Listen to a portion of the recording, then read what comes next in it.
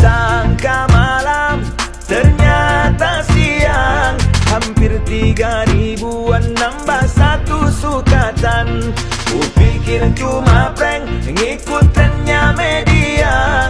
Alamak, ternyata oleng, rakyat geleng kepala. Ekonomi sulit, rakyat menjerit, ngadu kemana? Cari kerja sulit, lowongan sempit, ada yang foya-foya.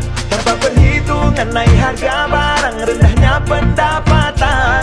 Kebanyakan utang, rakyat terbeban, ente kadang-kadang. Dulu berteriak mendobrak singgasana, sebelum jadi puncak menjadi penguasa. Rakyat pun bersimpati, dia jadi idola. Kini telah terbukti disesali tak guna. Saat langit membiru, hujan akan berhenti. Moga cepat berlalu tangisan negeri ini. Rakyat kita merindu sosok yang mau peduli. Mari kita bersatu membangun negeri ini.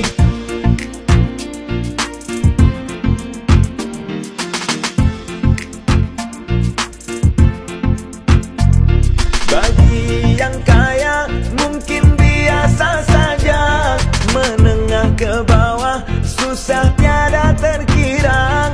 Bagi emak-emak sesat saat berbelanja, pusing ini kepala, harga naik semua. Dari mangkok naik, sembako naik, buruh menderita. Upah naik, rakyat tercekik, tiada yang bela. Buruh bergerak sambil bersorak, naikkan upah. Sebagai dampak harga melonjak agar tak tambah susah. Dulu berteriak mendobrak singgasana, sebelum jadi puncak menjadi penguasa. Rakyat pun bersimpati, dia jadi idola. Kini telah terbukti disesali tak guna. Saat langit membiru, hujan akan berhenti. Moga cepat berlalu tangisan negeri ini. Rakyat kita